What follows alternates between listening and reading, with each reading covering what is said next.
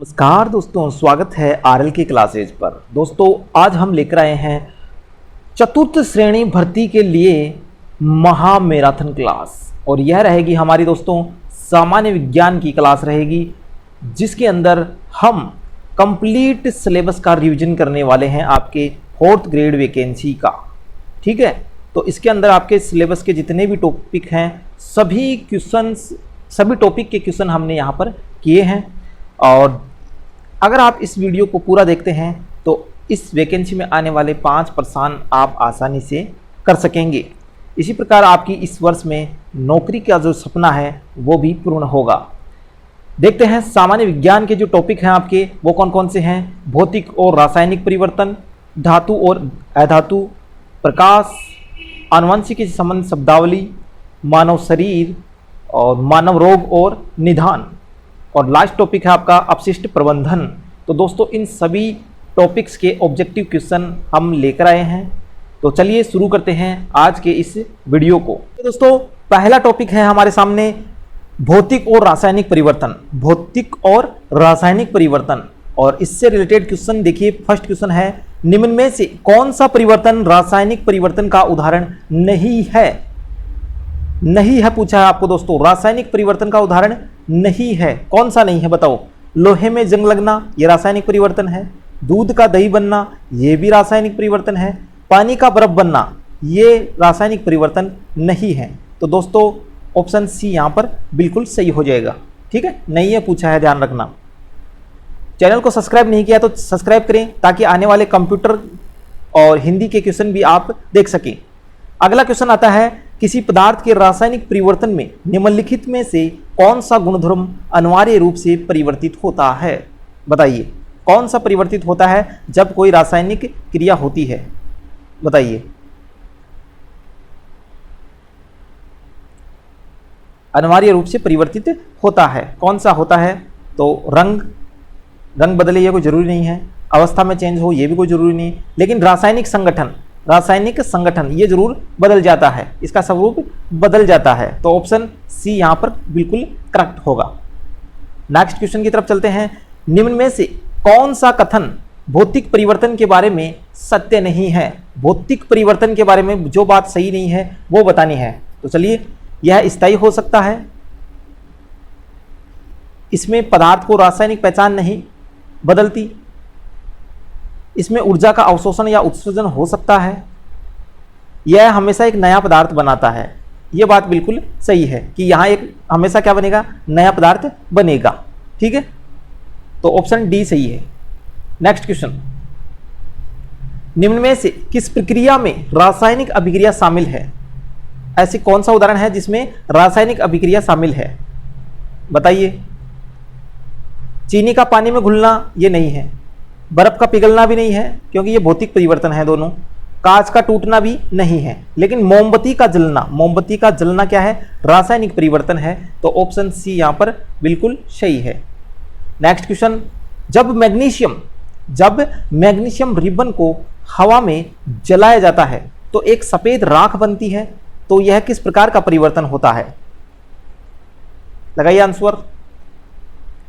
केवल भौतिक परिवर्तन ये नहीं है, केवल रासायनिक परिवर्तन।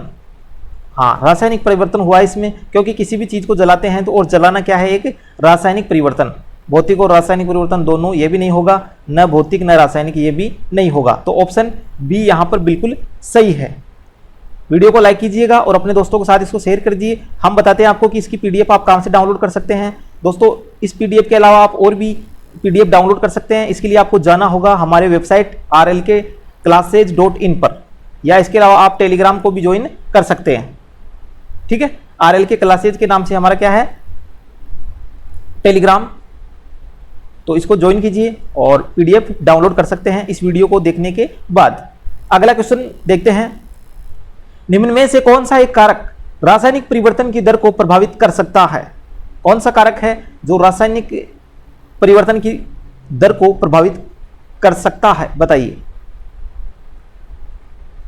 पदार्थ का आकार नहीं करता है, तापमान। हाँ जी हाँ, यहाँ पर तापमान सही आंसर हो जाएगा इसका। तापमान रासायनिक की अभिक्रिया की दर को क्या करेगा, प्रभावित कर सकता है। ठीक है, तो ऑप्शन बी यहाँ पर सही है। अगला क्वेश्चन, निम्नलिखित में से किस परिवर्तन में ऊष्मा का उत्सर्जन होता है? ऊष्मा का उत्सर्जन होता है किस में होता है बताइए? बर्फ का पिघलना, इसमें उत्सर्जन होता है क्या? नहीं होता। इसके अलावा है पानी का वाष्पीकरण, पानी का वाष्पीकरण, इसमें भी ऊष्मा का उत्सर्जन नहीं होता। प्राकृतिक गैस का जलना, जी हाँ, प्राकृतिक गैस का जलना, इसके अंदर वाष्प या ऊष्मा के रूप में निकलेगी। ठीक है, तो यह ऑप्शन सी यहां पर सही हो जाएगा। नेक्स्ट क्वेश्चन है, निम्नलिखित में से कौन सा परिवर्तन उत्क्रमणीय है? मैंने आपको बता दिया है कि उत्क्रमणीय क्या होता है पिछले वीडियो में, तो बताइए आंसर कौन सा है जो उत्क्रमणीय है? लकड़ी का जलना, ये उत्क्रमणीय नहीं है। लोहे पर जंग लगना, ये भी नहीं है। पानी का उबलना और भाप बनना, हाँ ये बिल्कुल सही हो जाएगा। यहाँ पर ये एक रिवर्सल अभिक्रिया होगी। ठीक है, अंडे का पकना, ये भी नहीं है। तो ऑप्शन सी यहाँ पर करेक्ट आंसर है। नेक्स्ट क्वेश्चन, निम्नलिखित में से किस परिवर्तन में एक नया पदार्थ नहीं बनता है? एक नया पदार्थ नहीं बनेगा, किसमें? किण्वन में नहीं बनता है, बनता है। प्रकाश संश्लेषण, ये भी नहीं होगा। आसवन, डिस्टिलाइजेशन, ये इसका सही आंसर हो जाएगा। ठीक है, शोषण भी नहीं होगा। नेक्स्ट क्वेश्चन, जब कॉपर सल्फेट के विलयन को लोहे की कील डाली जाती है, जब हम कॉपर सल्फेट के विलयन में लोहे की कोई कील डाल देते हैं तो उसके ऊपर तांबा जमा हो जाता है। यह किस प्रकार की अभिक्रिया है? तांबा जमा हो जाता है किस पे? कील पर। तो बताइए कौन सी अभिक्रिया है? संयोजन अभिक्रिया नहीं होगी, वियोजन अभिक्रिया भी नहीं होगी, लेकिन हाँ विस्थापन अभिक्रिया यहां पर सही आंसर हो जाएगा, ऑप्शन सी। ठीक है, अगला क्वेश्चन देखिए, निम्न में से कौन सा एक परिवर्तन रासायनिक परिवर्तन का दृढ़ प्रमाण है? रासायनिक परिवर्तन का, तो रंग में परिवर्तन होता है, गैस का उत्सर्जन ये भी होता है, अवक्षेप का बनना, अवक्षेप भी बनता है। तो ऑप्शन इसमें क्या होगा? डी, उपरोक्त सभी। जी हाँ, तो उपरोक्त सभी इसका आंसर हो जाएगा। सही आंसर है इसका ऑप्शन डी। ठीक है, सभी हैं, ये रासायनिक अभिक्रिया के दौरान सभी क्रियाएं होती हैं। चलिए अगला क्वेश्चन देखिए, क्वेश्चन नंबर है 12वां इस टॉपिक से रिलेटेड। निम्नलिखित में से किस प्रक्रिया में ऊर्जा का अवशोषण होता है? ऊर्जा का अवशोषण होता है किस अभिक्रिया में? बताइए। अवशोषण होता है ऊर्जा का अवशोषण, शोषण में नहीं होता है, दहन में नहीं होता है, उष्माशोषी अभिक्रिया, जी हाँ इसके अंदर ऊर्जा का अवशोषण होता है। तो ऑप्शन सी यहां पर करेक्ट है। नेक्स्ट क्वेश्चन, निम्न में से कौन सा परिवर्तन प्राकृतिक रासायनिक परिवर्तन का उदाहरण है? प्राकृतिक रासायनिक परिवर्तन का उदाहरण बताना है आपको, लगाइए। तो धातुओं का क्षरण, जो धातु होती है उनका ऑटोमेटिकली रूप से क्षरण हो जाता है, यानी कि प्राकृतिक रूप से ही क्या हो जाता है? क्षरण हो जाता है। तो ऑप्शन ए ही इसका सही आंसर हो जाएगा। नेक्स्ट क्वेश्चन, निम्न में से किस परिवर्तन में पदार्थ की रासायनिक संरचना अपरिवर्तित रहती है? बताइए, किस परिवर्तन में पदार्थ की रासायनिक संरचना जो है वो अपरिवर्तित रहती है, यानी कि संरचना में कोई बदलाव नहीं होता है? तो किस में नहीं होता है? विद्युत अपघटन, ये नहीं है इसका आंसर। हाइड्रोजनीकरण, ये भी नहीं है। क्रिस्टलीकरण, जी हाँ क्रिस्टलीकरण इसका सही आंसर हो जाएगा, क्योंकि इसमें रासायनिक पदार्थ की रासायनिक संरचना पर कोई प्रभाव नहीं पड़ता है। तो ऑप्शन सी करेक्ट आंसर होगा। दोस्तों इसके अलावा हमने साइंस के टॉपिक वाइज 10 मॉडल पेपर पहले ही डाल चुके हैं, तो आप हमारे चैनल पर जाके प्लेलिस्ट को ओपन करके वो वीडियो आराम से देख सकते हैं। आपकी साइंस जो है बिल्कुल अच्छे से क्लियर हो जाएगी। अगला क्वेश्चन देखते हैं, जब नींबू के रस को बेकिंग सोडा में मिलाया जाता है तो बुदबुदाहट होती है, यह किस गैस के उत्सर्जन के कारण होता है? कौन सी गैस निकलती है बताओ? जो बुदबुदाहट होती है वो होती है दोस्तों CO2 के द्वारा, यानी कि कार्बन डाइऑक्साइड। ऑप्शन सी यहां पर करेक्ट हो जाएगा। नेक्स्ट क्वेश्चन, निम्न में से कौन सा परिवर्तन एक भौतिक परिवर्तन है जिसका उपयोग पदार्थों को अलग करने के लिए किया जाता है? बताइए। तो ऑक्सीकरण नहीं है, अपचयन भी नहीं होगा, चुंबकीय पृथक्करण ये हो जाएगा इसका सही आंसर, चुंबकीय पृथक्करण। ठीक है, बढ़ते हैं। अगला क्वेश्चन है हमारे पास 17वें नंबर का, और देखते हैं निम्न में से किस परिवर्तन में रासायनिक बंधों का टूटना और बनना शामिल है? रासायनिक बंध बनते हैं और टूटते हैं, तो बताना है किसमें। ठोस का पिघलना इसमें नहीं होता, द्रव का जमना इसमें भी नहीं होता, रासायनिक अभिक्रिया में। जी हाँ, यहां पर सही आंसर है रासायनिक अभिक्रिया, ऑप्शन सी। इसके अंदर बंध बनते हैं और टूटते हैं। अगला क्वेश्चन है 18वें नंबर का क्वेश्चन है, निम्न में से कौन सा परिवर्तन अनियंत्रित रासायनिक परिवर्तन का उदाहरण है? अनियंत्रित रासायनिक परिवर्तन, भोजन का पकना ये भी नहीं है, ईंधन का दहन इंजन में ये भी नहीं है, विस्फोट इसका सही आंसर हो जाएगा ऑप्शन सी, विस्फोट। विस्फोट जो होता है उसमें अनियंत्रित रासायनिक परिवर्तन होता है। ठीक है। अगला क्वेश्चन, निम्नलिखित में से किस परिवर्तन में पदार्थ की अवस्था बदलती है लेकिन रासायनिक संगठन नहीं? ध्यान देने योग्य बात है कि ऐसी कौन सा परिवर्तन है जिसमें पदार्थ की अवस्था तो बदलती है लेकिन रासायनिक संगठन नहीं बदलता। रासायनिक संगठन नहीं बदलता, पदार्थ की अवस्था बदलती है, तो क्या है इसमें? लोहे का पिघलना, इसका सही आंसर हो जाएगा लोहे का पिघलना, ऑप्शन ए ही यहां पर सही हो जाएगा।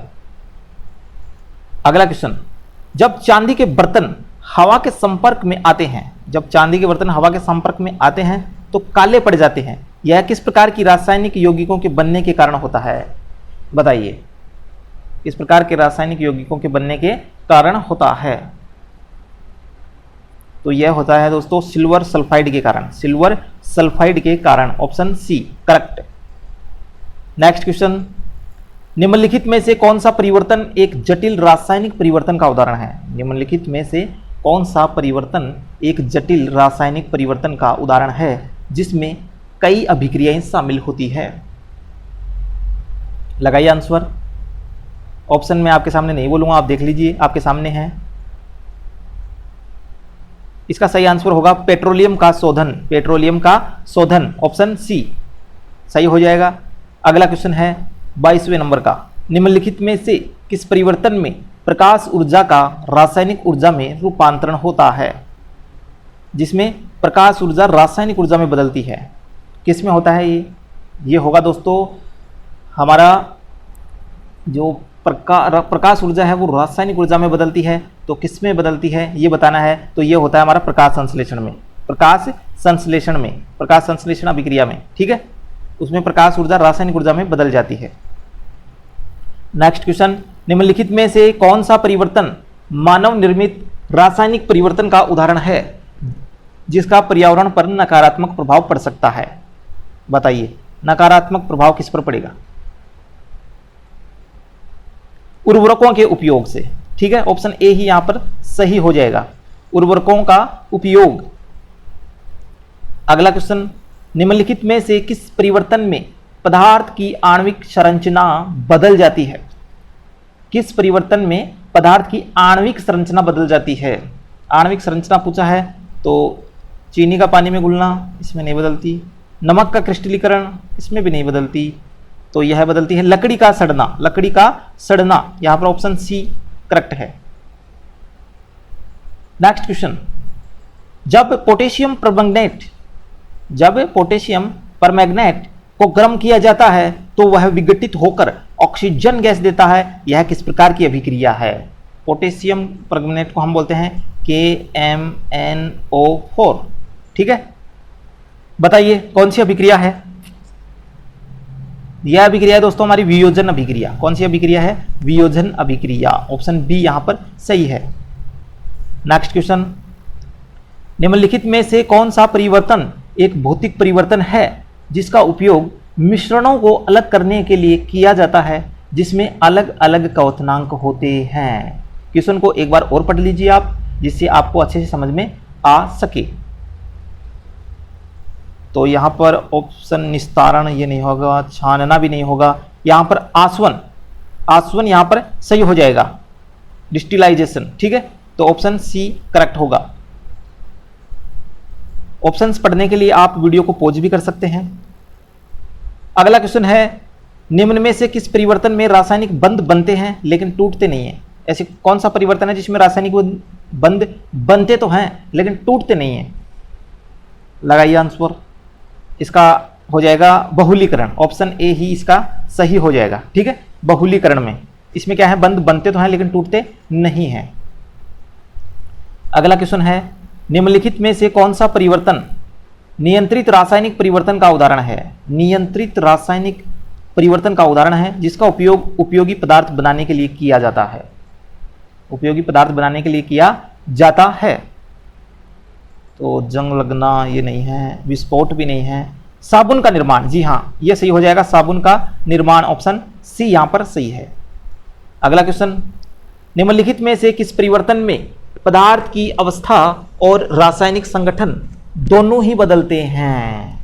पदार्थ की अवस्था भी बदल जाती है और रासायनिक जो संगठन है वो भी बदल जाता है। तो बताइए किसमें? इसका सही आंसर है कोयले का जलना। कोयले का जलना, ऑप्शन सी।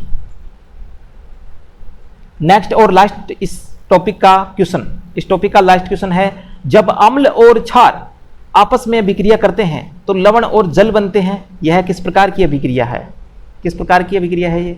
जब अम्ल और क्षार आपस में अभिक्रिया करेंगे, लवण और जल बनाएंगे, किस प्रकार की अभिक्रिया होगी?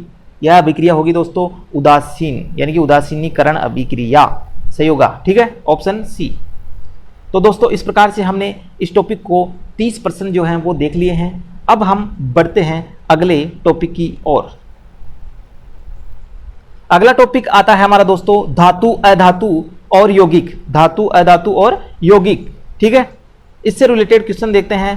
पहला ही क्वेश्चन आपके सामने है कि निम्नलिखित में से कौन सी धातु कमरे के तापमान पर द्रव अवस्था में पाई जाती है? कमरे के तापमान पर द्रव अवस्था में पाई जाने वाली जो वस्तु है वो कौन सी है? आपके सामने यहाँ पर दो ही ऑप्शन दिख रहे हैं फिलहाल, और दोनों में से एक सही आंसर है। तो वो कौन सा है? पारा। जो हाँ, जो मरकरी है, इसको मरकरी कहते हैं। और ये मरकरी हमेशा कमरे के तापमान पर कैसी अवस्था में रहती है? द्रव अवस्था में रहती है। याद रखिएगा, इंपॉर्टेंट क्वेश्चन है पारे से संबंधित। अब चलिए अगले क्वेश्चन की तरफ चलते हैं। निम्नलिखित में से कौन सा अधातु, निम्नलिखित में से कौन सा अधातु विद्युत का सुचालक है? विद्युत का सुचालक कौन सा है ये बताना है। बताइए, सुचालक बताना है आपको, कौन सा होगा सुचालक? तो यहां पर सुचालक है दोस्तों ग्रेफाइट। क्या है? ग्रेफाइट। ये जो है वो अधातु होती है और विद्युत की सुचालक होती है। नेक्स्ट क्वेश्चन, स्टेनलेस स्टील किन धातुओं का मिश्र धातु है? स्टेनलेस स्टील जो होती है किन धातुओं से मिलकर के बनती है? बताइए। तो यह बनती है दोस्तों लोहा, क्रोमियम और निकल। लोहा, क्रोमियम और निकल को मिलाकर के क्या बनती है? Stainless steel. अगला क्वेश्चन, निम्न में से कौन सी धातु प्रकृति में मुक्त अवस्था में पाई जाती है? प्रकृति में मुक्त अवस्था में कौन सी धातु पाई जाती है? कौन सी पाई जाएगी? तो सोना। यहां पर सही आंसर हो जाएगा ऑप्शन बी, सोना। ठीक है, क्वेश्चन इंपॉर्टेंट है, ध्यान से देखिएगा थोड़ा, और एक बार फिर वीडियो को वापस देखिए जिससे आपको कंठस्थ हो सके। ऐसे कैसे क्वेश्चन मिलेंगे आपको देखना पेपर के अंदर। ठीक है, अगला क्वेश्चन देखिए, निम्न में से कौन सा अधातु आवर्त सारणी के समूह 17 जिसको हैलोजन वर्ग कहते हैं से संबंधित नहीं है? यानी कि हैलोजन के अंदर आने वाला कौन सा इसके अंदर नहीं है वो बताना है। कौन सा नहीं है? क्लोरीन इसके अंदर आता है, ब्रोमीन भी आता है, आयोडीन भी इसी के अंदर है, लेकिन कार्बन नहीं है। ठीक है, तो ऑप्शन डी यहां पर सही है। नेक्स्ट क्वेश्चन, पित्तल में मुख्य रूप से कौन सी धातुएं होती हैं? मैंने इसकी ट्रिक भी बताई थी आपको, आसानी से आपके याद हो जाएगा कि पित्तल कौन सी की मिश्र धातु कौन सी है? तांबा और जस्ता। तांबा और जस्ता। ठीक है, इसका देखिए याद रखना, इसकी जो ट्रिक है वो पिताजी। कौन सी ट्रिक है? पिताजी। जब भी पित्तल आए, पी से पी पिताजी, है ना। और पित्तल किन दो धातुओं से मिलकर बनता है? तांबा और जिंक। तांबा और जिंक, और जिंक को हम क्या कहते हैं? जस्ता। जिंक को क्या कहेंगे? जस्ता। ठीक है, तो ऑप्शन बी यहां पर सही हो जाएगा। अगला क्वेश्चन देखिए, निम्नलिखित में से कौन सी धातु सबसे अधिक तन्य धातु है? इंपॉर्टेंट क्वेश्चन है, सबसे अधिक तन्य धातु, और यह तन्य धातु है दोस्तों सोना। सोना बहुत ही तन्य धातु है दोस्तों, इससे लंबे लंबे तार खींचे जा सकते हैं। ठीक है, तो ऑप्शन सी यहां पर सही हो जाएगा। अगला क्वेश्चन, निम्नलिखित में से कौन सा अधातु जल के साथ अभिक्रिया करके अम्लीय ऑक्साइड बनाता है? कौन सा अधातु जल के साथ अभिक्रिया करके अम्लीय ऑक्साइड बनाएगा? तो यह बनाएगा दोस्तों सल्फर। कौन बनाएगा? सल्फर। आपके सामने लिखा हुआ है ऑप्शन बी पर sulphur. Next question, German silver किसका मिश्र धातु है? जर्मन सिल्वर मिश्र धातु बतानी है, किससे मिलकर बना है? यह बना है दोस्तों तांबा, जस्ता और निकल। तांबा, जस्ता और निकल से बना हुआ है। ऑप्शन बी सही है। नेक्स्ट क्वेश्चन, निम्न में से कौन सी धातु कमरे के तापमान पर नरम होती है और चाकू से काटी जा सकती है? ऐसी कौन सी धातु है जो नरम होती है और उसको चाकू से आसानी से काटा जा सकता है? बताइए, किसको काट सकते हैं आप? लोहे को काट सकते हैं क्या? नहीं काट सकते क्योंकि ये सख्त होती है। पोटेशियम, जी हाँ, यहाँ पर पोटेशियम इसका सही आंसर होगा, ऑप्शन बी। ठीक है, इसको आप चाकू से काट सकते हैं। अगला क्वेश्चन, निम्नलिखित में से कौन सा अधातु भूप्रपट्टी में सर्वाधिक मात्रा में पाया जाता है? कौन सी अधातु है जो भूप्रपट्टी में सर्वाधिक मात्रा में पाई जाती है? तो सही आंसर है इसका ऑक्सीजन। भूप्रपट्टी में सबसे ज्यादा कौन सी पाई जाती है? ऑक्सीजन। वायुमंडल में नाइट्रोजन पाई जाती है, ध्यान रखिएगा। अगला क्वेश्चन, कांस्य यानी कि जिसको ब्रॉन्ज कहते हैं में मुख्य रूप से कौन सी धातुएं होती हैं? कौन सी मुख्य धातुएं होती हैं? इसमें होती है दोस्तों तांबा और टिन। तांबा और टिन, तांबा और टिन को मिलाकर कांस्य बनाया जाता है। ऑप्शन बी सही होगा। अगला क्वेश्चन है, निम्नलिखित में से कौन सी धातु उष्मा और विद्युत की सर्वश्रेष्ठ सुचालक है? अब देखिए, सबसे ज्यादा सुचालक धातु कौन सी है वो बताना है आपको। सुचालक कौन सी है? चांदी।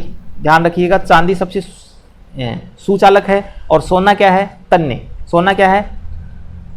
तन्य। ठीक है, तन्य धातु है। अगला क्वेश्चन, निम्न में से कौन सा अधातु पौधों के लिए एक आवश्यक पोषक तत्व है और कई कार्बनिक यौगिकों का महत्वपूर्ण घटक भी है? बताइए, पेड़ पौधों का महत्वपूर्ण घटक क्या है? नाइट्रोजन। क्या है? Nitrogen. Next question, solder. Solder आपने जानते होंगे, तारों को जोड़ने के लिए इसका काम में लिया जाता है। ठीक है, तो सोल्डर जिसका उपयोग धातुओं को जोड़ने के लिए किया जाता है, मिश्र धातु किसकी है? किसकी मिश्र धातु है ये बताना है। जो सोल्डर है जिसको हम रांगा कहते हैं, वो किससे मिलकर के बना होता है? तो यह होता है दोस्तों सीसा और टिन। सीसा और टिन से मिलकर के रांगा या सोल्डर बनता है। नेक्स्ट क्वेश्चन, निम्नलिखित में से कौन सी धातु वायु के संपर्क में आने से आसानी से आग पकड़ लेती है? आग कौन सी चीज पकड़ती है? हवा के संपर्क में आने से कौन सी पकड़ती है? सोडियम। कौन सी पकड़ती है? सोडियम। और इसको चाकू से काटा जा सकता है, यह मुलायम होती है। ठीक है। नेक्स्ट क्वेश्चन, निम्नलिखित में से कौन सा एक अधातु का अपरूप है जो बहुत कठोर होता है और दूसरा अपरूप मुलायम और फिसलन भरा होता है? एक कठोर होता है और एक मुलायम होता है, कौन सा अपरूप है बताइए? यह है दोस्तों कार्बन। कौन सा है? कार्बन। ठीक है, जैसे हीरा तो क्या है? कठोर है, एक अपरूप है हीरा। जैसा क्या होता है? वो कठोर होता है। और दूसरा जो है वो अपरूप है मुलायम, तो मुलायम कौन सा होगा? ग्रेफाइट। ठीक है, ये दोनों ही किसके अपरूप हैं? कार्बन के। नेक्स्ट क्वेश्चन, नाइक्रोम जिसका उपयोग हीटिंग तत्वों में किया जाता है, किसकी मिश्र धातु है? नाइक्रोम के बारे में आपको बताऊं तो नाइक्रोम जो है, जैसे आपने हीटर के अंदर तार देखा होगा, जो स्प्रिंग होती है वो नाइक्रोम की बनी होती है। यह इसका गलनांक हाई होता है। ठीक है, तापरोधी होती है। और किससे मिलकर के बनती है ये बताना है आपको। किसकी मिश्र धातु होती है बताइए? किसकी मिश्र धातु है? यह मिश्र धातु किसकी है? यह है दोस्तों निकल और क्रोमियम की। निकल और क्रोमियम की। ठीक है।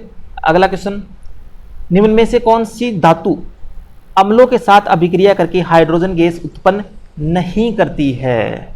नहीं पूछा है यहां पर। ठीक है, हाइड्रोजन गैस नहीं निकलती है जिसमें ये बताना है। तो यह है तांबा। किसमें? तांबा। सही आंसर है ऑप्शन सी।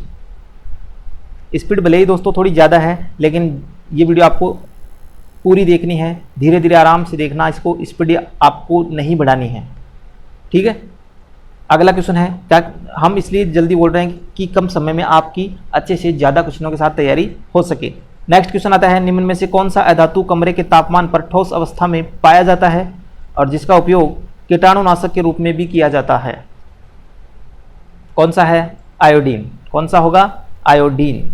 ऑप्शन बी सही है। नेक्स्ट क्वेश्चन, डुरालुमिन जो विमान के ढांचे में उपयोग होता है किसकी मिश्र धातु है? मिश्र धातु पूछा है, किसकी मिश्र धातु है बताइए। यह है दोस्तों एल्यूमिनियम, तांबा, मैग्नीशियम और मैग्नीज। इन चारों की क्या है? मिश्र धातु है। याद रखिएगा इसको, एक बार और पढ़ लीजिए। अगला क्वेश्चन है, निम्न में से कौन सी धातु क्षारीय धातुओं के समूह से संबंधित नहीं है? क्षारीय धातुओं के से संबंधित नहीं है, कौन सी धातु है? तो वो धातु है दोस्तों कैल्शियम। कैल्शियम यहाँ पर ऑप्शन डी सही है।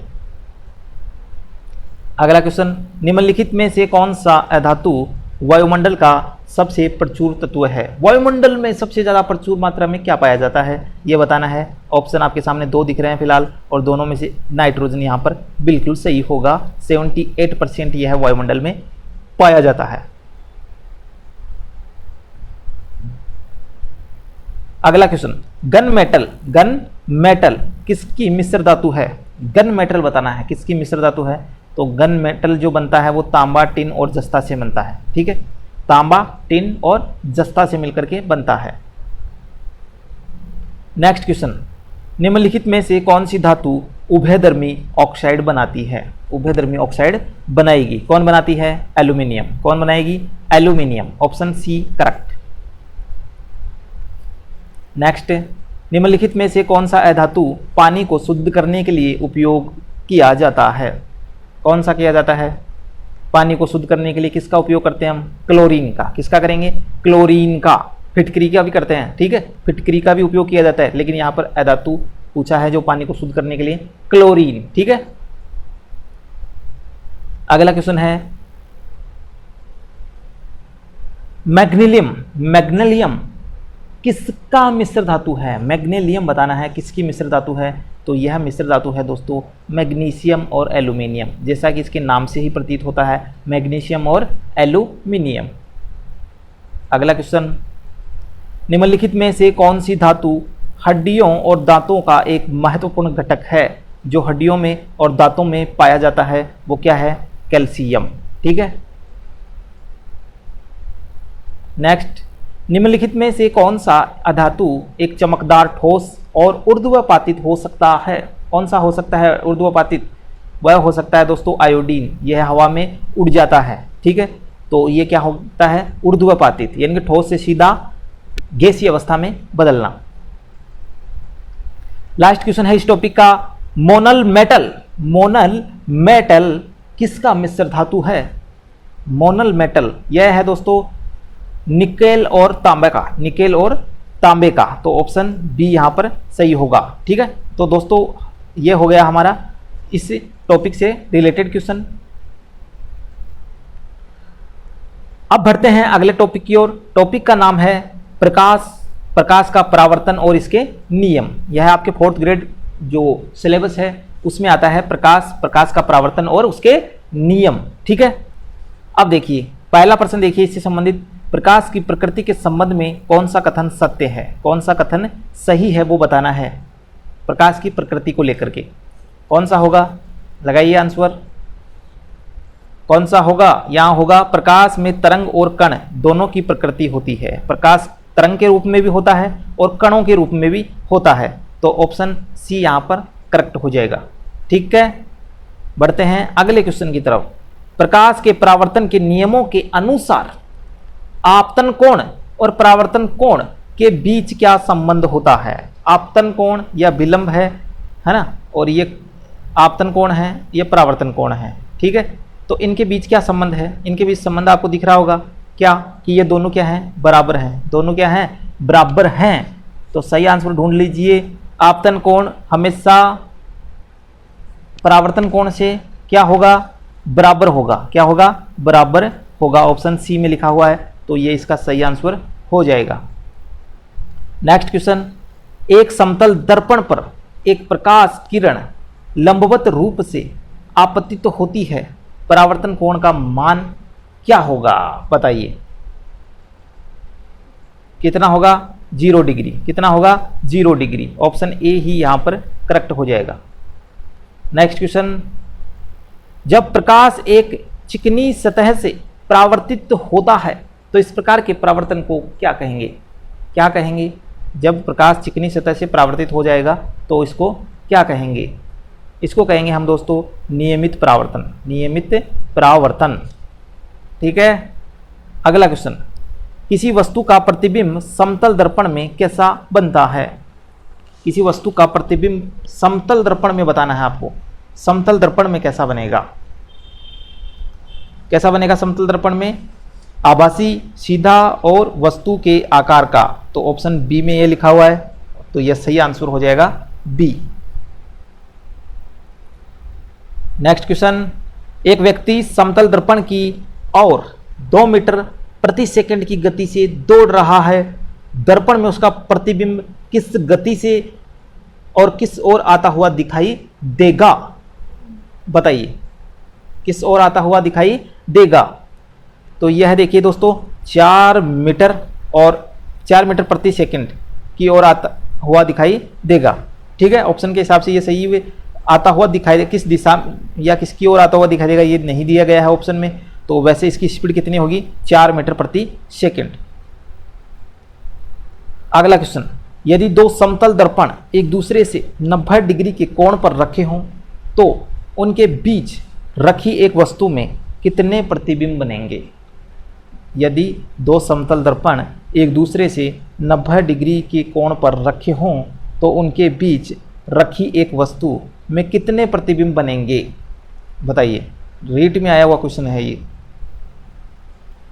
रीट में आया हुआ क्वेश्चन है। तो इसमें कितने प्रतिबिंब बनेंगे? 3। कितने बनेंगे? 3। अगला क्वेश्चन, वाहनों में पीछे का दृश्य देखने के लिए किस प्रकार का दर्पण उपयोग में लिया जाता है? इंपॉर्टेंट क्वेश्चन है ये भी, बार बार पूछा जाता है कि जो पीछे दृश्य देखने के लिए किस लेंस का उपयोग करते हैं? बताइए, किसका करेंगे? तो हम करते हैं दोस्तों उत्तल लेंस का, सॉरी उत्तल दर्पण का। किसका करेंगे? उत्तल दर्पण का। ऑप्शन सी सही हो जाएगा। अगला क्वेश्चन, उत्तल दर्पण द्वारा बनने वाला प्रतिबिंब हमेशा कैसा होता है? उत्तल दर्पण के द्वारा जो प्रतिबिंब बनता है वो कैसा बनता है वो बताना है। तो उत्तल दर्पण से बनता है आभासी और सीधा। आभासी और सीधा बनता है, ऑप्शन डी। अगला क्वेश्चन है, अवतल दर्पण का उपयोग निम्न में से किसमें नहीं किया जाता है? जिसमें नहीं किया जाता है वो बताना है। अवतल दर्पण किसमें काम में नहीं आता है? बताइए। तो ये पीछे का दृश्य देखने वाला दर्पण नहीं होता है, क्योंकि वो कैसा होता है? उत्तल, अभी जैसा कि पिछले प्रश्न में ही आया था। ठीक है, तो ऑप्शन डी यहाँ पर सही हो जाएगा। बाकी अवतल दर्पण जो है टार्च में उपयोग किए जाते हैं, हेडलाइट्स में उपयोग किए जाते हैं, शेविंग करने के लिए जो मिरर यानी कांच होता है उसमें भी अवतल दर्पण ही होता है।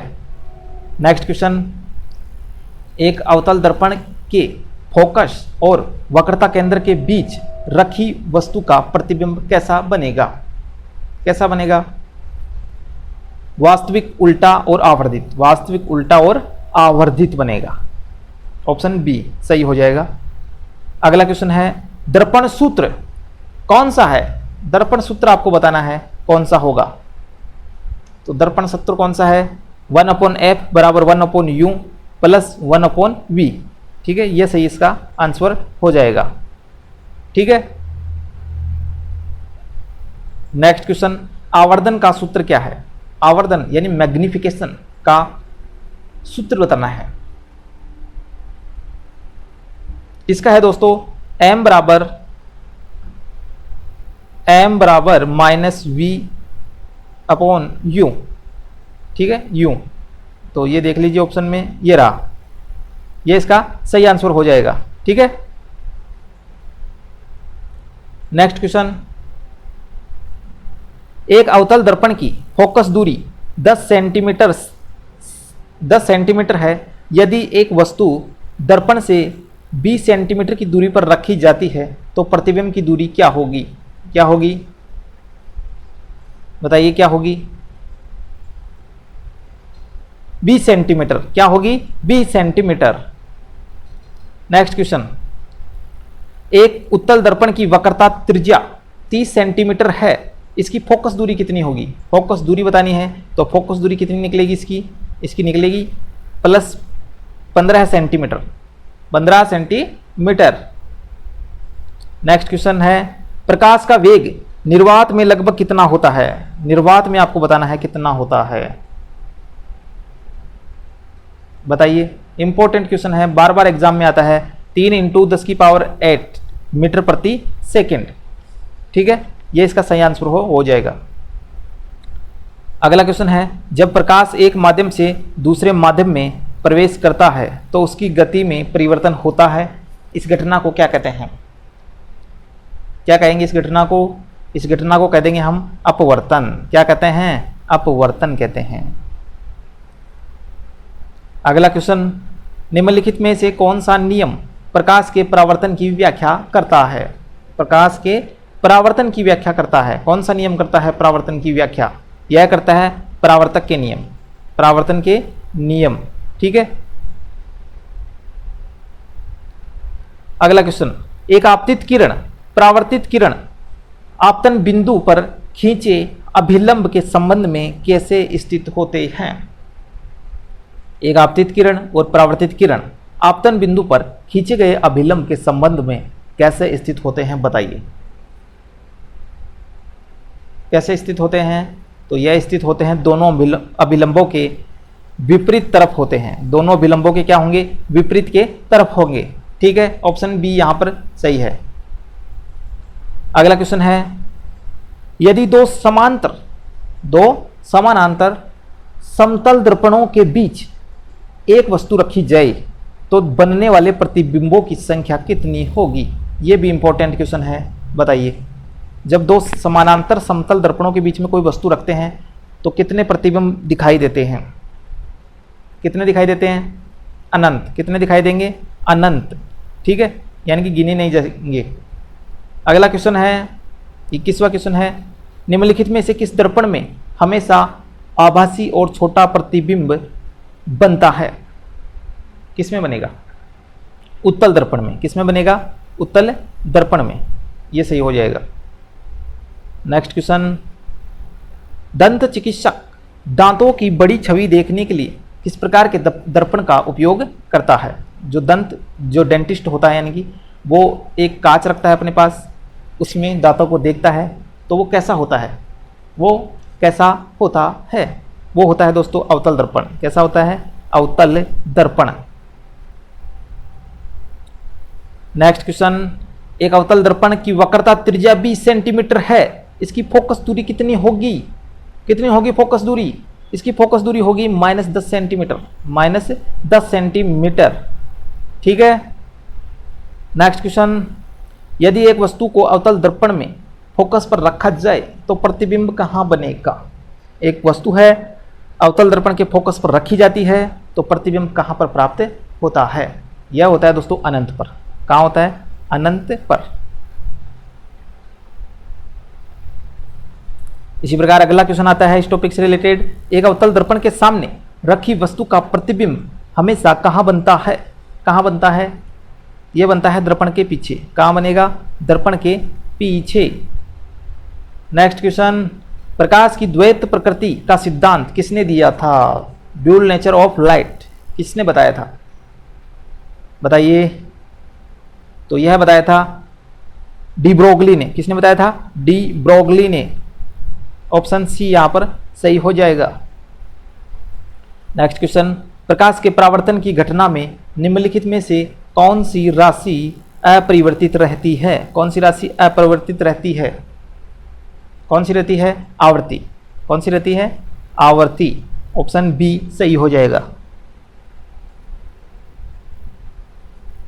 नेक्स्ट क्वेश्चन, एक वस्तु को एक अवतल दर्पण के वक्रता केंद्र पर रखा गया है, प्रतिबिंब कहाँ बनेगा और इसका आकार कैसा होगा? आकार भी आपको बताना है।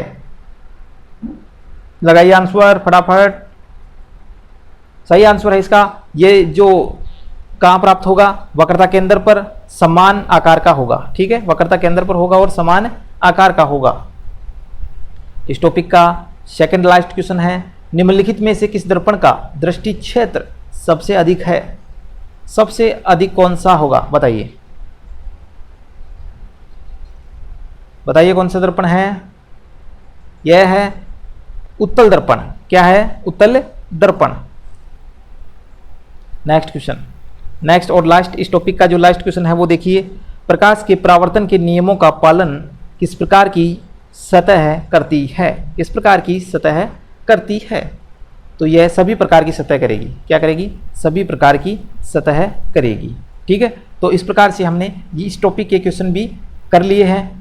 अब हम बढ़ेंगे अगले टॉपिक की ओर। टॉपिक आता है अपना आनुवंशिकी की सामान्य शब्दावली। आनुवंशिकी यानी जेनेटिक्स से संबंधित क्वेश्चन करेंगे। ठीक है, तो पहला क्वेश्चन आता है इस टॉपिक से रिलेटेड, किसी जीव के जीनोम में स्थित जीनों के विशिष्ट क्रम को क्या कहते हैं? जीनों के विशिष्ट क्रम को क्या कहते हैं बताइए?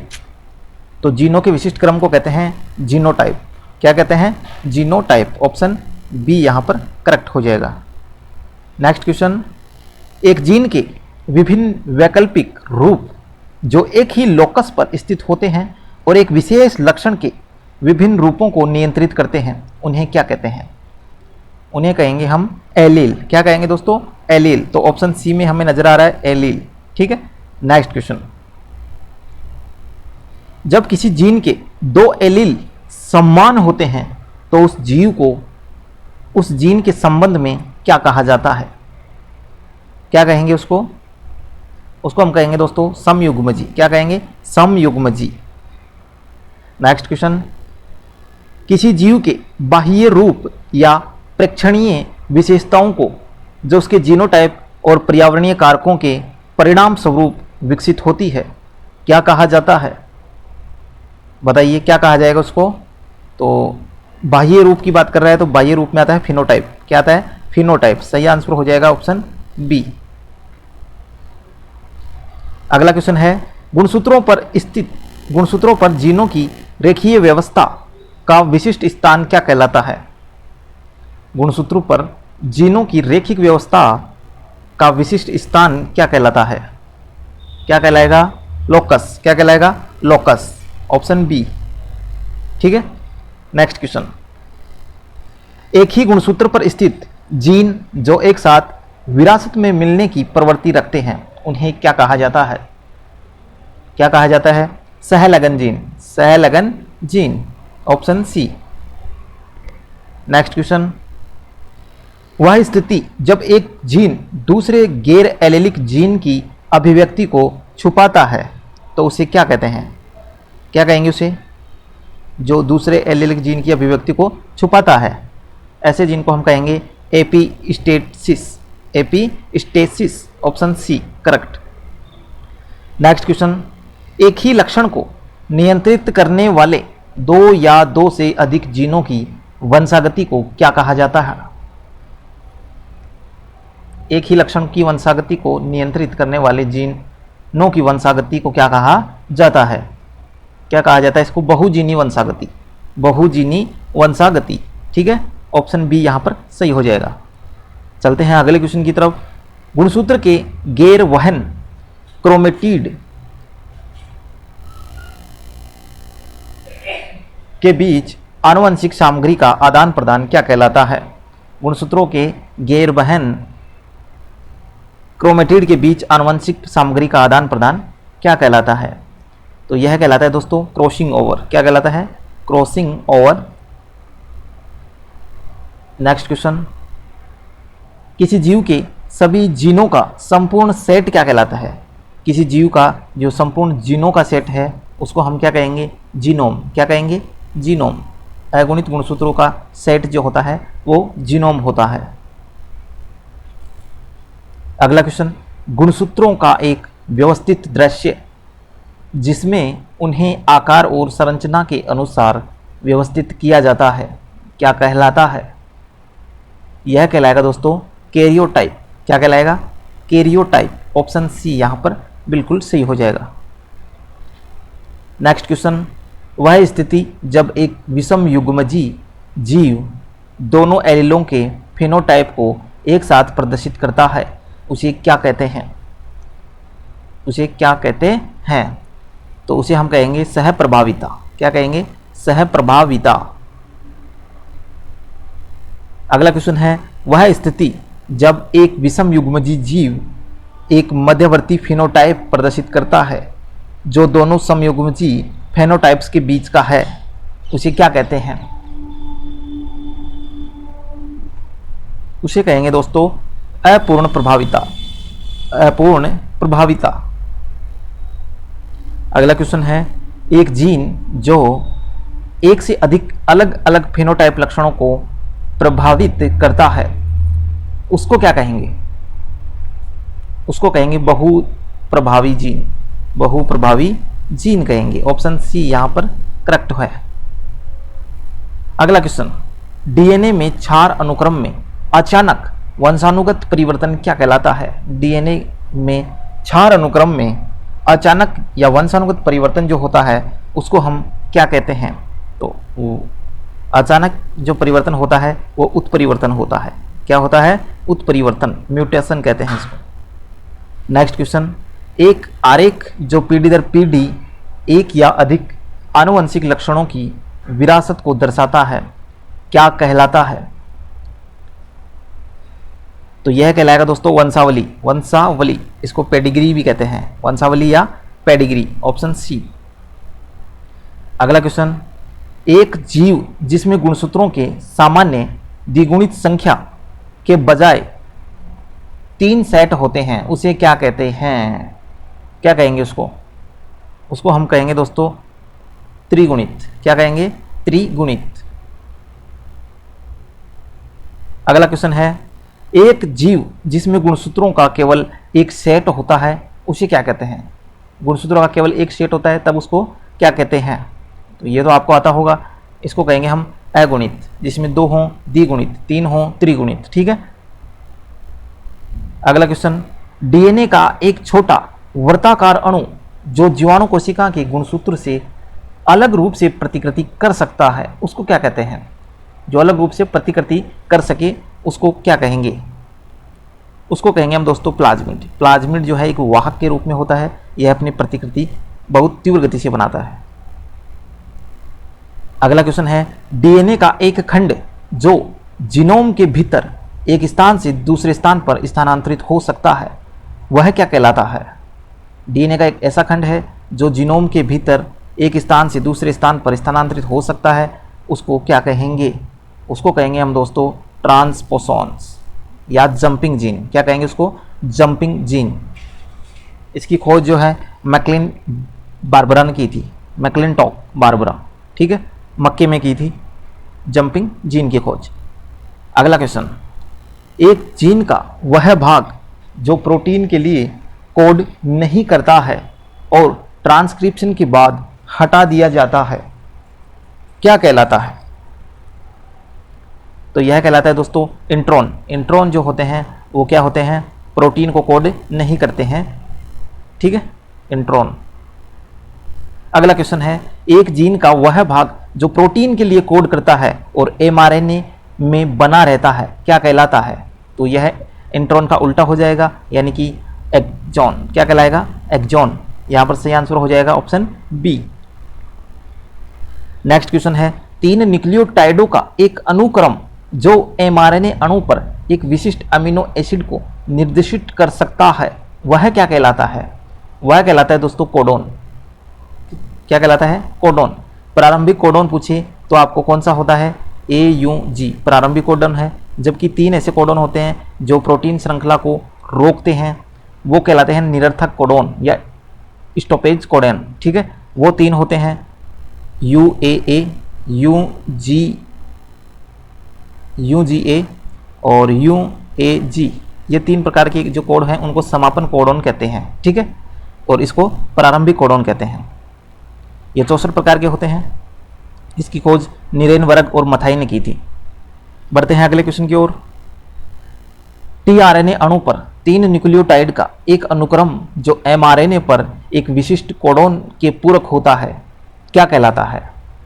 तो यह कहलाता है एंटीकोडोन। यह पूरक होता है कोडोन का। ठीक है, एंटीकोडोन।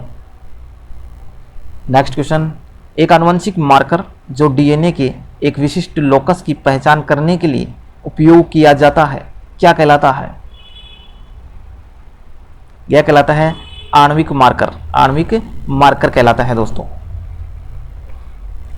अगला क्वेश्चन है, आनुवंशिक भिन्नता की माप जो एक विशेष लोकस पर दो यादृच्छिक रूप से चुने गए एलील के भिन्न होने की संभावना का प्रतिनिधित्व करती है, क्या कहलाती है? यह कहलाती है विषम युग्मजता। क्या कहलाती है? विषम युग्मजता। नेक्स्ट क्वेश्चन, किसी आबादी में एक विशिष्ट एलील की सापेक्ष आवर्ती क्या कहलाती है? किसी आबादी में एक विशिष्ट एलील की सापेक्ष आवर्ती क्या कहलाती है? तो यह कहलाएगी एलील आवर्ती। क्या कहलाएगी? एलील आवर्ती। ऑप्शन सी यहाँ पर सही हो जाएगा। नेक्स्ट क्वेश्चन की तरफ चलते हैं, विभिन्न आबादियों के बीच जीनों का स्थानांतरण क्या कहलाता है? विभिन्न आबादियों के बीच जीनों का स्थानांतरण क्या कहलाता है? तो यह कहलाता है जीन प्रवाह। क्या कहलाता है? जीन प्रवाह।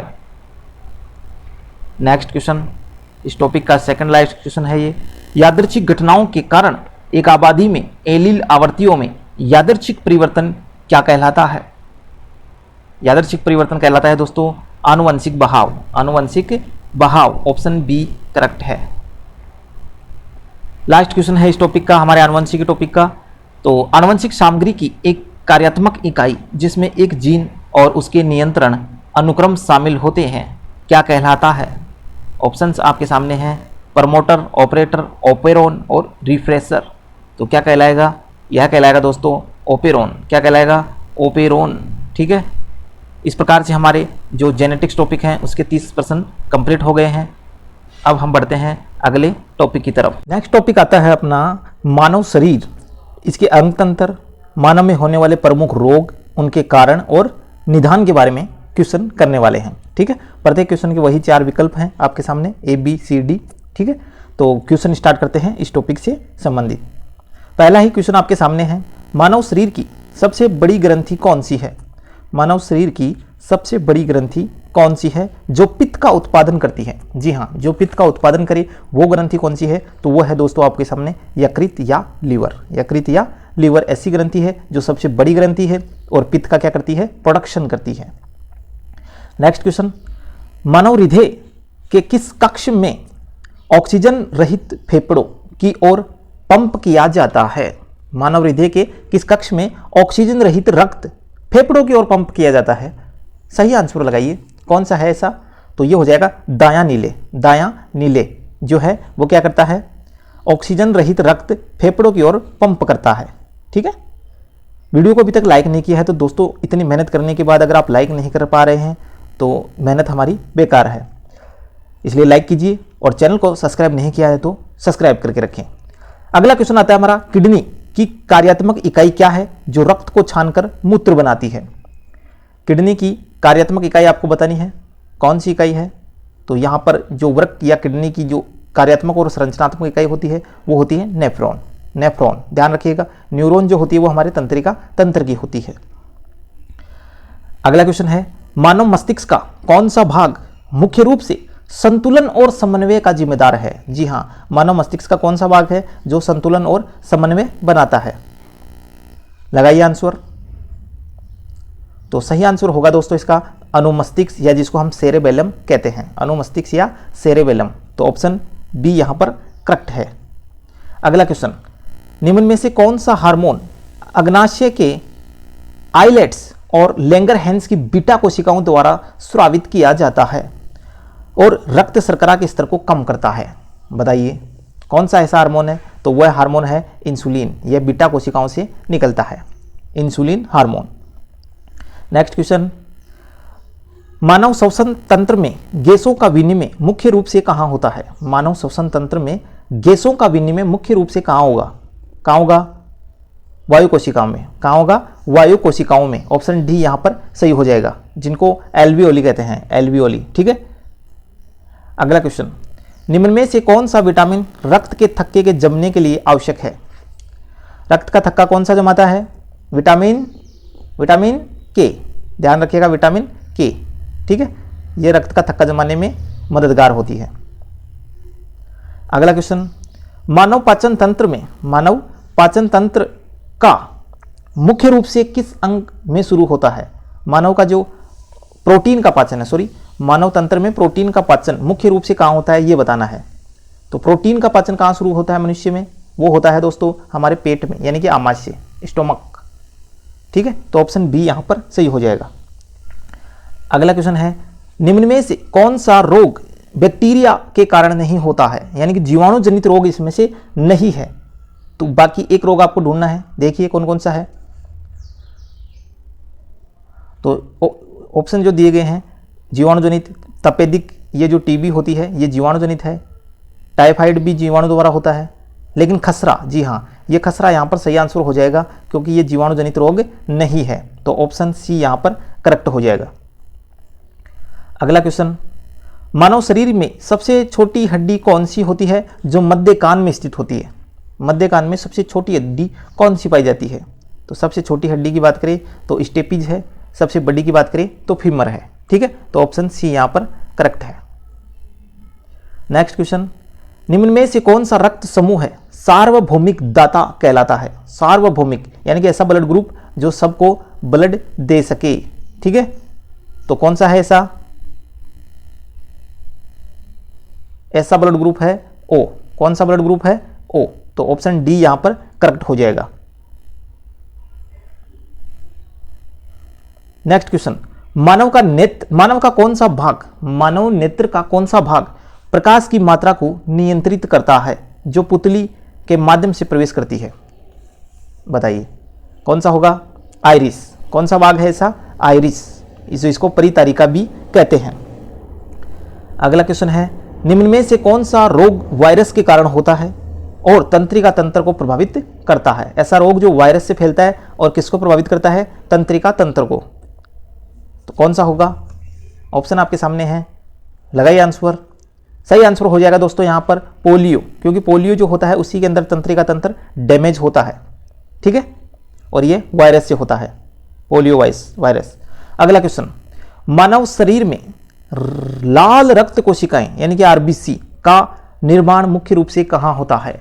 आरबीसी का मुख्य निर्माण पूछा है तो आरबीसी का निर्माण होता है बोन मैरो में, यानी कि अस्थि मज्जा में, अस्थि मज्जा में। नेक्स्ट क्वेश्चन, निम्न में से कौन सा एंजाइम लार में पाया जाता है और स्टार्च के पाचन में मदद करता है?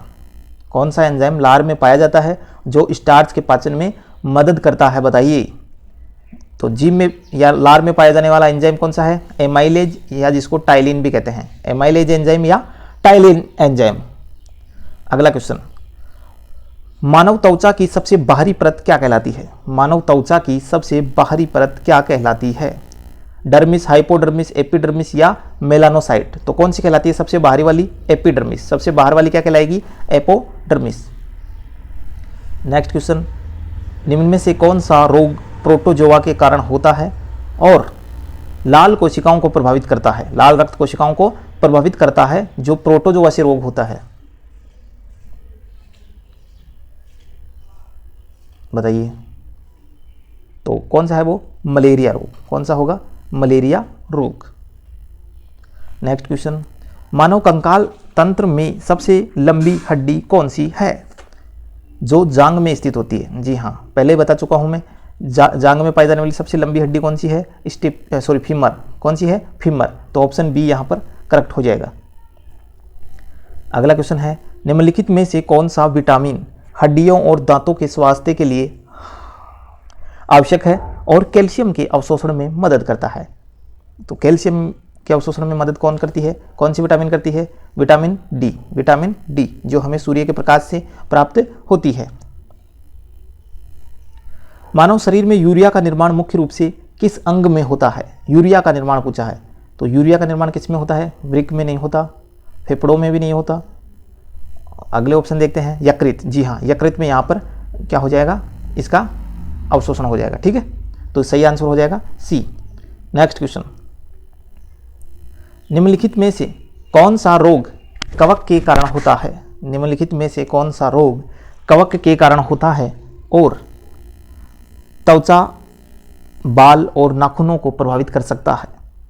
बताइए। त्वचा, बाल और नाखूनों को प्रभावित कर सकता है। कौन सा करेगा? दाद। कौन सा करेगा? दाद, जिसको रिंग वर्म कहते हैं, रिंग वर्म। ठीक है, ये फंगस यानी कि कवकनुमा बीमारी है। अगला क्वेश्चन, मानव मस्तिष्क का कौन सा भाग मुख्य रूप से स्मृति और सीखने की प्रक्रियाओं से जुड़ा हुआ है? स्मृति और सीखने की प्रक्रियाओं से जुड़ा हुआ है, कौन सा जुड़ा हुआ है? हिपोकैम्पस। कौन सा है? हिपोकैम्पस।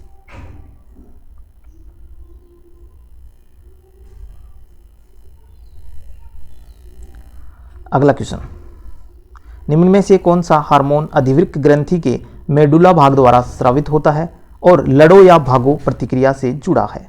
लड़ो या भागो, या जिसको लड़ो या करो या मरो हार्मोन भी कहते हैं, बताइए।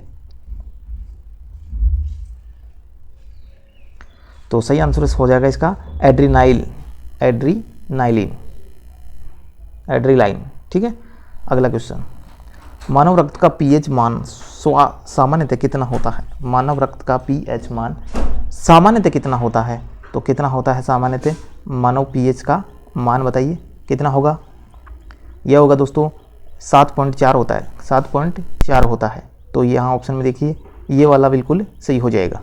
ठीक है, नेक्स्ट क्वेश्चन, निम्नलिखित में से कौन सा रोग आनुवंशिक विकार है जो लाल रक्त कोशिकाओं के आकार को प्रभावित करता है? लाल रक्त कोशिकाओं के आकार को प्रभावित करता है, एक आनुवंशिक विकार है, बताइए। तो सही आंसर आपके सामने लिखा हुआ है sickle cell anaemia. Sickle cell anaemia ये एक आनुवंशिक विकार है जो आरबीसियों के आकार को प्रभावित कर देता है। नेक्स्ट क्वेश्चन, मानव कान का कौन सा भाग ध्वनि कंपन को विद्युत संकेतों में परिवर्तित करता है जो मस्तिष्क तक भेजे जाते हैं? कौन सा परिवर्तित करता है, बताइए। यह परिवर्तित करता है दोस्तों कोकिलिया। ये वाला ऑप्शन सही हो जाएगा, ऑप्शन सी। नेक्स्ट क्वेश्चन, निम्न में से कौन सा रोग कृमि के कारण होता है और आंतों को प्रभावित करता है? कृमि के कारण होता है और आंतों को प्रभावित करता है। तो ये इसका आंसर हो जाएगा फाइलेरिया, ऑप्शन बी।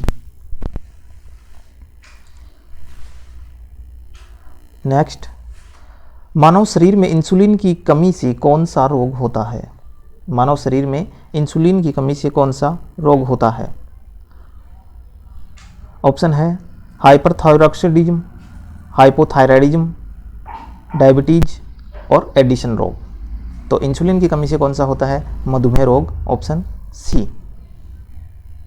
नेक्स्ट, निम्न में से कौन सा प्रतिरक्षा कोशिका है जो एंटीबॉडी का उत्पादन करती है? जी हाँ, क्वेश्चन में आपको बताना है कौन सा ऐसी इम्यून सेल है जो एंटीबॉडी का प्रोडक्शन करती है। ऑप्शन में है T cell, B cell, macrophage और न्यूट्रोफिल। सही आंसर इसमें कौन सा है? इसमें आ जाएगा option C, macrophage. Next and last question, मानव शरीर में भोजन का पूर्ण पाचन और अवशोषण मुख्य रूप से किस में होता है ना? अंग बताना है आपको, कौन से अंग में होता है पूर्ण पाचन? भोजन का पूर्ण पाचन किस अंग में होता है, लगाइए। तो ये होता है दोस्तों, पूर्ण पाचन की जब भी बात आई तो छोटी आंत में हमारा पूर्ण पाचन होता है। ठीक है, तो ऑप्शन सी यहाँ पर सही हो जाएगा। तो दोस्तों इस प्रकार से हमने इस टॉपिक के भी जो है मानव शरीर के 30 क्वेश्चन कंप्लीट कर लिए हैं। अब हम आगे चलते हैं। अगला टॉपिक आता है हमारा अपशिष्ट प्रबंधन यानी कि वेस्ट मैनेजमेंट और इससे रिलेटेड भी 30 क्वेश्चन हम करने वाले हैं। जबरदस्त 30 क्वेश्चन है, आंसर आप लगाइएगा, साथ के साथ वीडियो को लाइक करते चलिए। पहला क्वेश्चन आता है इससे संबंधित, निम्न में से कौन सी अपशिष्ट प्रबंधन तकनीक अपशिष्ट की मात्रा को महत्वपूर्ण रूप से कम कर सकती है और ऊर्जा भी उत्पन्न कर सकती है? तो कौन सा होगा इसका आंसर? इसका आंसर हो जाएगा दोस्तों भस्मीकरण। कौन सा हो जाएगा? भस्मीकरण, ऑप्शन ए ही इसका करेक्ट हो जाएगा। नेक्स्ट क्वेश्चन आता है, खतरनाक अपशिष्ट प्रबंधन के लिए निम्नलिखित में से कौन सा सिद्धांत अंतर्राष्ट्रीय स्तर पर मान्यता प्राप्त है? खतरनाक अपशिष्ट के प्रबंधन के लिए कौन सा सिद्धांत अंतर्राष्ट्रीय स्तर पर मान्यता प्राप्त है? तो यह है दोस्तों प्रदूषणकर्ता भुगतान सिद्धांत, प्रदूषणकर्ता भुगतान सिद्धांत, ये इसका सही आंसर हो जाएगा।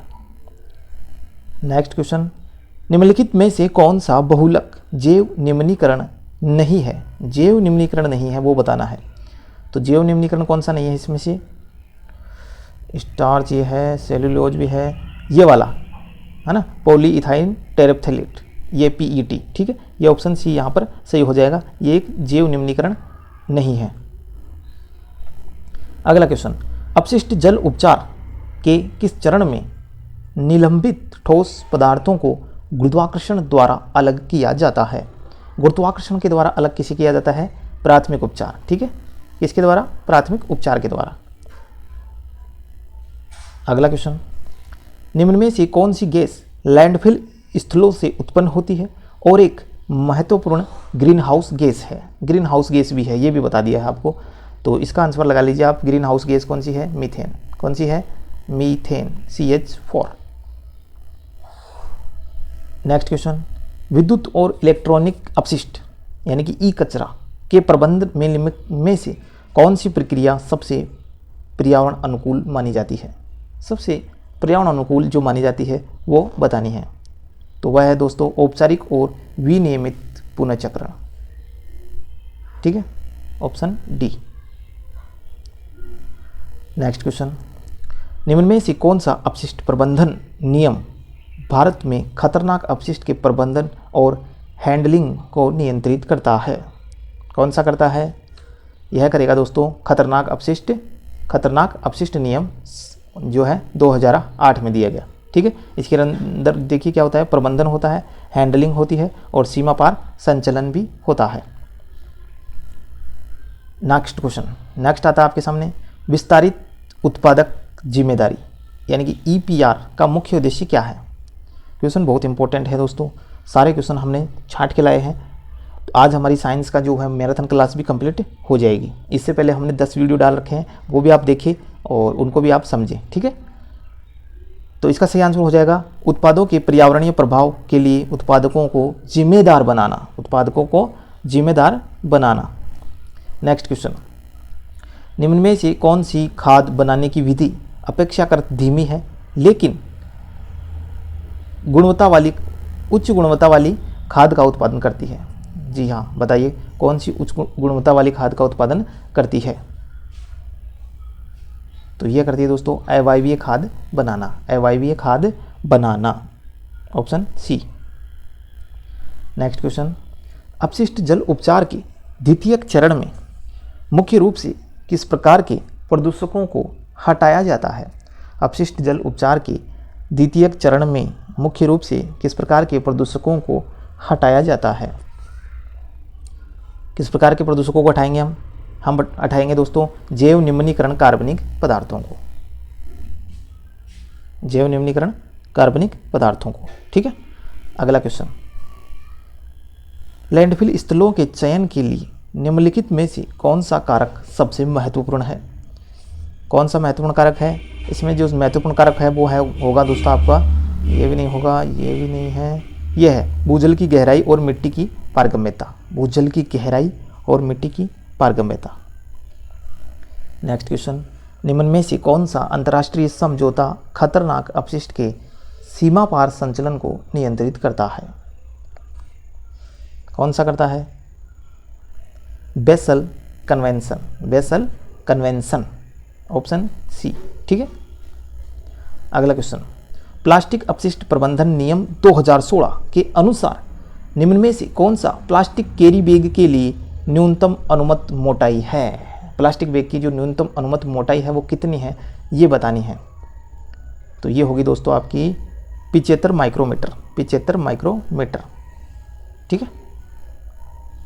नेक्स्ट, निम्नलिखित में से कौन सी अपशिष्ट प्रबंधन रणनीति अपशिष्ट पदानुक्रम में सबसे कम वांछनीय मानी जाती है? सबसे कम वांछनीय मानी जाती है वो कौन सी है? निपटान। कौन सी है? निपटान, ऑप्शन डी। नेक्स्ट क्वेश्चन, जैव चिकित्सा अपशिष्ट के प्रबंधन के लिए निम्नलिखित में से कौन सा रंग कोडित बिन मानव शरीर के अंगों और जानकारी के कचरे के निपटान के लिए उपयोग किया जाता है? कौन सा रंग उपयोग किया जाता है बताइए? तो यह रंग किया जाता है दोस्तों पीले रंग का। किसका? पीले रंग का। ऑप्शन ए यहाँ पर सही हो जाएगा। ठीक है, अगला क्वेश्चन, अपशिष्ट जल उपचार के तृतीयक चरण का मुख्य उद्देश्य क्या है? अपशिष्ट जल उपचार के तृतीयक चरण का मुख्य उद्देश्य क्या है? मुख्य उद्देश्य बताना है तो मुख्य उद्देश्य इसका होगा विशिष्ट प्रदूषकों जैसे पोषक तत्वों और रोगजनकों को हटाना। विशिष्ट प्रदूषकों जैसे पोषक तत्वों और रोगजनकों को हटाना ही इसका क्या है? उद्देश्य है तृतीयक चरण का। नेक्स्ट क्वेश्चन है, लैंडफिल स्थलों से मीथेन गैस के संग्रह और उपयोग की प्रक्रिया को क्या कहा जाता है? लैंडफिल स्थलों से मीथेन गैस के संग्रह और उपयोग की प्रक्रिया को क्या कहा जाता है? तो इसको कहा जाता है दोस्तों landfill gas recovery. Landfill gas recovery. Next question है, निम्नलिखित में से कौन सा सिद्धांत टिकाऊ अपशिष्ट प्रबंधन प्रणालियों के डिजाइन और कार्यान्वयन का मार्गदर्शन करता है जो पर्यावरणीय, सामाजिक और आर्थिक पहलुओं पर विचार करता है? कौन सा करता है? यह करता है दोस्तों चक्रीय अर्थव्यवस्था सिद्धांत। चक्रीय अर्थव्यवस्था सिद्धांत। नेक्स्ट क्वेश्चन, निम्नलिखित में से कौन सा सूक्ष्मजीव खाद बनाने की प्रक्रिया में महत्वपूर्ण भूमिका निभाता है? कौन सा ऐसा घटक है जो खाद बनाने की प्रक्रिया में महत्वपूर्ण भूमिका निभाता है? तो कवक और बैक्टीरिया। याद रखिएगा, कवक और बैक्टीरिया जो है खाद बनाने के लिए बहुत ही उपयोगी होते हैं। नेक्स्ट, अपशिष्ट जल में मौजूद भारी धातुओं को हटाने के लिए निम्न में से कौन सी उन्नत उपचार तकनीक का उपयोग किया जा सकता है? कौन सी तकनीक हम अपना सकेंगे बताइए? तो ऑप्शन ए बी सी आपके सामने है। ठीक है, और इसी में से आंसर हो जाएगा झिल्ली निस्पंदन और आयन एक्सचेंज। झिल्ली निस्पंदन और ion exchange. Next question, landfill स्थलों के दीर्घकालिक पर्यावरणीय प्रभावों को कम करने के लिए निम्न में से कौन सा उपाय महत्वपूर्ण है? महत्वपूर्ण उपाय बताना है आपको जो दीर्घकालिक पर्यावरणीय प्रभावों को क्या करे? कम करे। कौन करेगा? ये करेगा लैंडफिल केपिंग और लीचेट संग्रह प्रणाली स्थापित करना। सही आंसर हो जाएगा बी। नेक्स्ट, निम्न में से कौन सा अंतर्राष्ट्रीय संगठन अपशिष्ट प्रबंधन से संबंधित मुद्दों पर काम करता है और मार्गदर्शन प्रदान करता है? मार्गदर्शन प्रदान करता है, यह करता है दोस्तों यूएनईपी। यूएनईपी संयुक्त राष्ट्र पर्यावरण कार्यक्रम। संयुक्त राष्ट्र पर्यावरण कार्यक्रम। नेक्स्ट क्वेश्चन, भारत में ठोस अपशिष्ट प्रबंधन नियम 2016 के अनुसार निम्नलिखित में से कौन सा अपशिष्ट के स्रोत पर पृथक्करण के लिए अनिवार्य श्रेणी है? कौन सा है 2016 के अनुसार बताइए? तो यह है सूखा, गीला और खतरनाक घरेलू जो अपशिष्ट होता है वो क्या है इस प्रबंधन के अनुसार अपशिष्ट के स्रोतों का पृथक्करण के लिए अनिवार्य श्रेणी है। ठीक है, ध्यान रखिएगा। नेक्स्ट क्वेश्चन आता है, निम्नलिखित में से कौन सी अपशिष्ट प्रबंधन तकनीक ऐतिहासिक रूप से उपयोग की जा रही है और इसमें अपशिष्ट को खुले गड्ढों में जलाना शामिल है जिससे वायु प्रदूषण होता है? कौन सा है जिससे वायु प्रदूषण फैलता है? यह होता है खुली डंपिंग और जलाने से। खुली डंपिंग और जलाने से। अगला क्वेश्चन आता है, अपशिष्ट जल उपचार में बायोलॉजिकल ऑक्सीजन डिमांड यानी कि बीओडी की किसका माप है? किसका माप होता है ये बीओडी? यह होता है दोस्तों पानी में जैव निम्नीकरण कार्बनिक पदार्थों की मात्रा। पानी में जैव निम्नीकरण कार्बनिक पदार्थों की मात्रा। नेक्स्ट क्वेश्चन आता है, निम्नलिखित में से कौन सा कारक पुनः चक्रण की सफलता को प्रभावित कर सकता है? पुनः चक्रण की सफलता को प्रभावित करने वाला कारक कौन सा है? तो यह है दोस्तों सभी कारक हो जाएंगे। अपशिष्ट का विषम मिश्रण, प्रभावी संग्रह और पृथक्करण प्रणाली, पुनः चक्रित सामग्री के लिए बाजार में मांग। ठीक है, तो ऑप्शन डी यहाँ पर सही हो जाएगा। नेक्स्ट क्वेश्चन आता है, शून्य अपशिष्ट दृष्टिकोण का अंतिम लक्ष्य क्या है? शून्य अपशिष्ट दृष्टिकोण का अंतिम लक्ष्य क्या है? तो अंतिम लक्ष्य जो है वो है समाज द्वारा भेजे गए अपशिष्ट की मात्रा को न्यूनतम करना। ठीक है, मात्रा को क्या करेंगे? न्यूनतम। 28वां क्वेश्चन आता है इस टॉपिक का, निम्न में से कौन सा अपशिष्ट प्रबंधन उपकरण घरेलू स्तर पर गीले अपशिष्ट को खाद में बदलने के लिए उपयोग किया जा सकता है। यह किया जा सकता है वर्मी कंपोस्टर, ठीक है, इसमें केचुए का उपयोग किया जाता है। सेकेंड लास्ट क्वेश्चन, अपशिष्ट जल उपचार में रासायनिक ऑक्सीजन डिमांड यानी कि COD है ना, केमिकल ऑक्सीजन डिमांड किसका माप है? COD? यह माप होगा जैव निम्नीकरण और गैर जैव अनिम्नीकरण कार्बनिक पदार्थों सहित कुल ऑक्सीकरण योग्य सामग्री की मात्रा। तो यह होता है COD। इससे पहले हमने पढ़ा है BOD, biochemical oxygen demand. Next question, निम्न में से कौन सा अपशिष्ट प्रबंधन अभ्यास प्राकृतिक संसाधनों के संरक्षण में मदद करता है? कौन सा अपशिष्ट प्रबंधन अभ्यास प्राकृतिक संसाधनों के संरक्षण में मदद करेगा? कौन सा करेगा? पुनः चक्रण और पुनः उपयोग, ऑप्शन C यहाँ पर C हो जाएगा।